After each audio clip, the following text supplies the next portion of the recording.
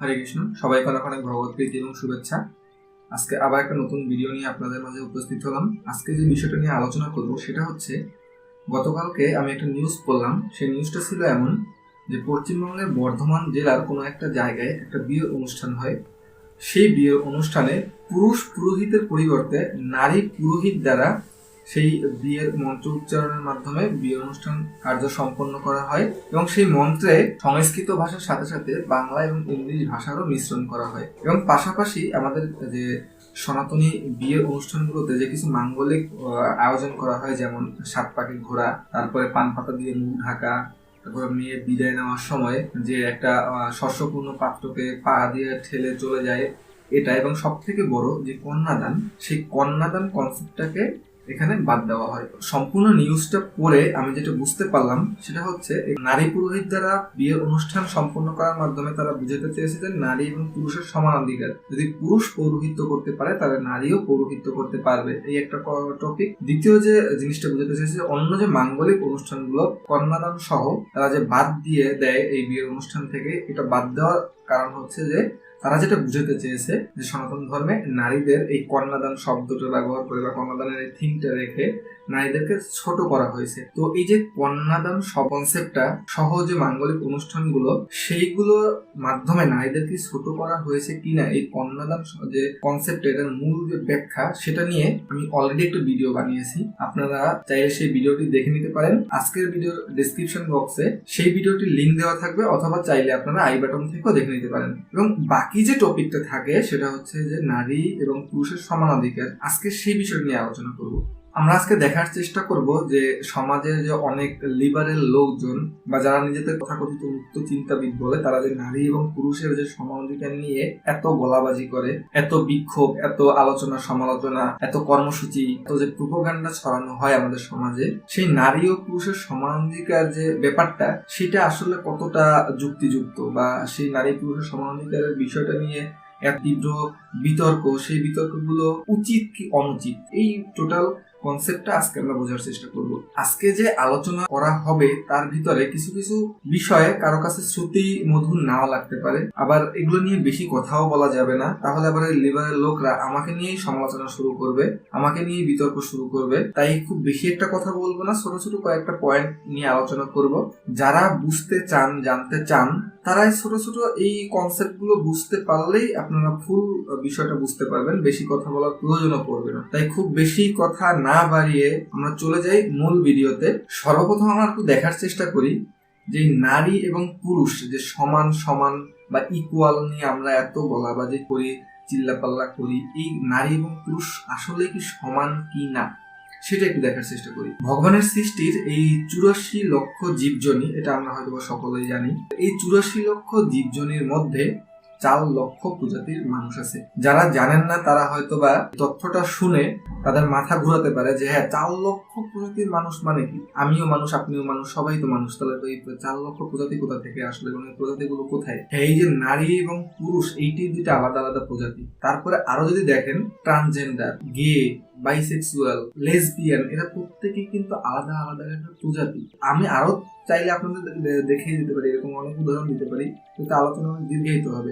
ছোট ছোট কয়েকটা উদাহরণ দিলাম। আসলে এই যে প্রজাতিগুলো, তার মানে নারী এবং পুরুষ কখনোই সমান নয়, আলাদা আলাদা দুটো প্রজাতি, যে যার জায়গা থেকে ঠিক, যে যার জায়গা থেকে পূর্ণ। সেটা কিরকম? ধরুন একটা জলঢোরা সাপ এবং একটা কিংকবরা সাপ, দুটোই তো সাপ, কিন্তু দুটোর প্রজাতি কিন্তু আলাদা আলাদা। এবং এই প্রজাতি আলাদা হওয়ার কারণে তাদের খাদ্যাভ্যাস, আচার আচরণ, বিষের মাত্রা, সবকিছুই কিন্তু আলাদা। একটা কিংকবরা সাপের ছোবলে যে পরিমাণ বিষ নির্গত হয়, একটা জলঢোরা সাপে কিন্তু সেই পরিমাণ বিষ থাকে না। দুটোই তো সাপ, তাহলে আলাদা আলাদা কেন হলো? আলাদা আলাদা হওয়ার পিছনে কারণ হচ্ছে তারা দুইটা আলাদা প্রজাতি। তো মানুষের মাঝেও এরকম 4 লক্ষ প্রজাতি আছে, যার ভিতরে পুরুষ একটা প্রজাতি, নারী এবং আলাদা একটা প্রজাতি। তো নারী পুরুষ কখনোই সমান না। একটা জলধরা এবং একটা কিংকবরা যেমন সমান না, ঠিক তেমনি ভাবে নারী এবং পুরুষও সমান না। এটা হচ্ছে ফার্স্ট পয়েন্ট। আপনাদের এটা আগে বুঝতে হবে যে নারী এবং পুরুষ কখনোই সমান না, যার যার নিজের জায়গা থেকে ঠিক, বাট কোন সমান না। দ্বিতীয় যে কথাটা বলবো সেটা হচ্ছে, একটা পুরুষ মানুষের শরীরে 5.5 লিটার ব্লাড থাকে। এবং একটা নারীর শরীরে 5 লিটার ব্লাড থাকে। একজন সুস্থ নারীর শরীরে 1/2 লিটার ব্লাড একজন পুরুষের থেকে কম থাকে। কেন কম থাকে? কারণ নারীদের শরীরে হিমোগ্লোবিন কম থাকে। রক্তের যে প্রধান 3টি উপাদান WBC, RBC আর প্লেটলেট, অর্থাৎ শ্বেত রক্তকণিকা, লোহিত রক্তকণিকা এবং অনুচক্রী। তো নারীদের শরীরে এই হিমোগ্লোবিন কম থাকার কারণে আরবিসির পরিমাণ কম থাকে এবং এই আরবিসির ভিতরে থাকে আয়রন বা লৌহ। একটা সুস্থ পুরুষের শরীরে প্রতি ডেসিলিটার রক্তে 14 গ্রাম আয়রন থাকে এবং একজন সুস্থ নারীর প্রতি ডেসিলিটার রক্তে 13 গ্রাম আয়রন থাকে। অর্থাৎ পুরুষ এবং নারী ভেদে 1 গ্রাম আয়রন কিন্তু নারীদের কম আছে। আয়রন অর্থাৎ লৌহ, এবং আমরা শুনলেই বুঝতে পারি যে লৌহ মানে একটা মজবুত পদার্থ।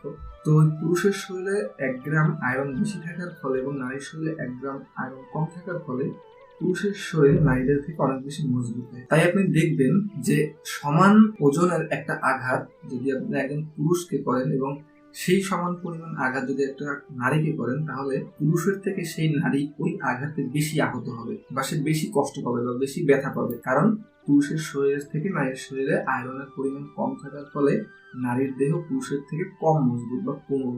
আবার দেখেন, একজন পুরুষ যে হাই লেভেলের ব্যথা তাকে দিলে পরে সে মারা যাবে, তার থেকেও 30 গুণ বেশি পরিমাণ ব্যথা একজন নারী একটা সন্তান প্রসব করার সময় সহ্য করে কিন্তু সে বেঁচে থাকে। পুরুষের শরীর একদিক থেকে কঠোর মজবুত নারীর শরীর থেকে, কিন্তু সেই পুরুষ যে পরিমাণ হাই ব্যথা সহ্য করতে পারে বা যে পরিমাণ ব্যথা সহ্য করে সে বেঁচে থাকতে পারবে, তার থেকেও 30 গুণ বেশি ব্যথা সহ্য করে একজন নারী তার সন্তান প্রসব করার সময়। তার মানে নারী ও পুরুষ কিন্তু কখনোই সমান নয়, আইডেন্টিক্যাল কিছু ডিফারেন্স আছে, বাট তারা নিজেদের জায়গা থেকে পূর্ণ, নিজেদের সেক্টর থেকে, নিজেদের যে অবস্থান থেকে তারা প্রত্যেকে পূর্ণ। পুরুষ নিজের অবস্থানে পূর্ণ, সম্পূর্ণ, নারী তার নিজের অবস্থানে সম্পূর্ণ, কিন্তু কেউই সমান না। একজন পুরুষের পক্ষে তো একটা সন্তান ধারণ করা সম্ভব না, কিন্তু একজন নারীর পক্ষে সেই সন্তান ধারণ করা সম্ভব।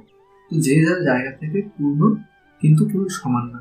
তারপরে দ্বিতীয় যে কথায় আসবো সেটা হচ্ছে দিন এবং রাত। এটা প্রকৃতির নিয়ম, দিনের পরে রাত এবং রাতের পরে দিন আসে। সূর্য আমাদেরকে দিনে আলো দেয়, চাঁদ আমাদেরকে রাতে আলো দেয়। সূর্যের গুণ হচ্ছে প্রখরতা এবং তেজ, আবার চাঁদের গুণ হচ্ছে স্নিগ্ধতা, কোমলতা, শীতলতা। যে যার নিজের জায়গা থেকে কিন্তু ঠিক আছে, কিন্তু চাঁদ যদি কখনো বলে যে আমি রাতে আলো দেই, সূর্য দিনে আলো দেয়, দুজনেই তো আমরা সমান, তাহলে আমিও সূর্যের সমান ক্ষমতা পেতে চাই, আমিও সূর্যের সমান প্রখরতা চাই, আমিও সূর্যের সমান তেজ চাই। তাহলে একবার ভাবুন যে চাঁদও যদি সূর্যের সমান তেজ এবং প্রখরতা লাভ করে, তাহলে কি এই দিন এবং রাতের মাঝে পার্থক্য থাকবে? কখনোই থাকবে না। এর ফলে কি হবে? প্রকৃতি অনিয়ন্ত্রিত হবে এবং একসময় প্রকৃতি ধ্বংস হয়ে যাবে, খুব তাড়াতাড়ি প্রকৃতি ধ্বংস হয়ে যাবে। যে যার নিজের জায়গা থেকে কিন্তু পূর্ণ, চাঁদ তার নিজের জায়গায় পূর্ণ, সূর্য তার নিজের জায়গায় পূর্ণ, এবং যে যার কাজটা সে কিন্তু ঠিকভাবে করছে। ঠিক তেমনি ভাবে নারী পুরুষ যে যার নিজের জায়গায় পূর্ণ। আবার দেখুন, এই পৃথিবীতে যত ধরনের জীব আছে, সৃষ্টিতে যত ধরনের জীব আছে, তারা প্রত্যেকে যে আমরা জীবন ধারণ করি তার জন্য যে শক্তির প্রয়োজন, সেই শক্তির প্রধান উৎস বা স্রোত হচ্ছে সূর্য।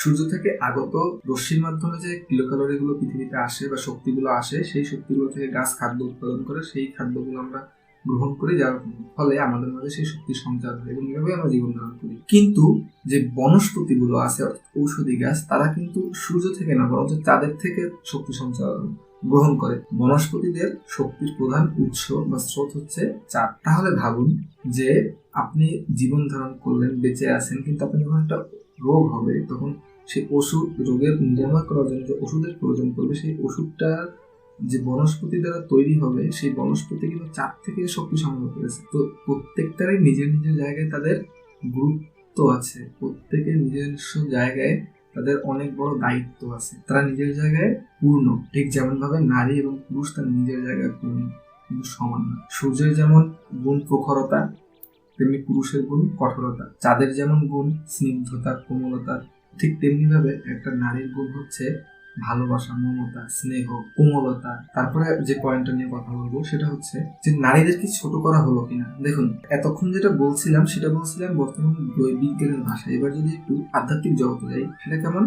যে এই সমস্ত সৃষ্টি জগতে যা কিছুই ঘটছে, সেটা ঘটার জন্য, অর্থাৎ এই যে গ্রহগুলো তার নিজস্ব কক্ষপথে ঘুরছে, সূর্য তার নিজস্ব কক্ষপথে ঘুরছে, আমরা হাঁটা চলা করছি, চলাফেরা করছি, বাতাস বইছে, বৃষ্টি হচ্ছে, যা কিছুই এই সৃষ্টিতে ঘটছে তা সেটা ঘটার জন্য যে শক্তিটার প্রয়োজন, যে এনার্জির প্রয়োজন, সেই এনার্জির ওয়ান অ্যান্ড অনলি উৎসকে বা সেই শক্তির যে আধিপত্যকার, সেই শক্তির অধিপতিকে, সেই শক্তির অধিপতি হচ্ছে একজন নারী, সেকে মা আদিশক্তি। অর্থাৎ সমস্ত শক্তি কিন্তু ভগবান একজন নারীকে দিয়ে রাখছে। তো সনাতন ধর্ম কখনোই নারীদেরকে ছোট করা হয়নি, বরঞ্চ নারীদেরকে আরো উপরে রাখা হয়েছে। আমরা 12 মাসে যে 13 পার্বণের আয়োজন করি বা পূজা আয়োজন করি, তার ভিতরে অধিকাংশই কিন্তু নারী সত্তার পূজা করি। তো সনাতন ধর্মে নারীদেরকে ছোট করা হয়নি, বরঞ্চ আরো উপরে রাখা হয়েছে, পুরুষদের থেকে আরো উপরে রাখা হয়েছে। এই কনসেপ্টগুলো বুঝতে হবে। তারপরে দেখুন শাস্ত্রে আরো কি বলা হয়েছে, যেখানে নারীদের পুজো করা হয়, নারীদের সম্মান করা হয়, সেখানেই দেবতাদের নিবাস হয়। তাই আপনি যদি নারীদের সম্মান করতে না পারেন, তাহলে কখনোই আপনার বিয়ে দেবতাদের আগমন করবে। তো দেখুন নারীদেরকে সম্মান করা হয়েছে নাকি তাদের নিচে রাখা হয়েছে, আপনারা ডিসাইড করুন। মহাভারতের যুদ্ধের আগে ভগবান সরাসরি বলেছে যে যখন যখন পৃথিবীতে কোনো নারীকে অসম্মান করা হবে, তাকে অপমান করা হবে, তখন পৃথিবীতে আবার নতুন এক একটা মহাভারত হবে। তো নারীদের সম্মানের জায়গাটা কত উপরে রাখা হয়েছে একবার চিন্তা করুন। তারপরে যে বিষয়টা নিয়ে কথা বলবো সেটা হচ্ছে নারীদের যে তাদের নিজের যে কর্মক্ষেত্র, সেটা কিন্তু আলাদা। পুরুষের কর্মক্ষেত্র আলাদা, নারীদের কর্মক্ষেত্র আলাদা। যেহেতু তারা ভিন্ন ভিন্ন দুটো প্রজাতি, সো তাদের কর্মক্ষেত্রও কিন্তু আলাদা। এমন না যে দুইজন একই জায়গায় কাজ করতেই হবে। তাদের যেমন কাজ রাতে, সূর্যের যেমন কাজ দিনে, তেমনি পুরুষদের কর্মক্ষেত্র আলাদা, নারীদের কর্মক্ষেত্র আলাদা। যদি এটা বুঝতে না পারেন, তাহলে সেই সব মানুষদের কাছে প্রশ্ন করবেন যাদের ঘরে মা নেই, বা এমন কোনো ঘর যে ঘরে কোনো নারী নেই, শুধুমাত্র পুরুষরাই সংসার করে।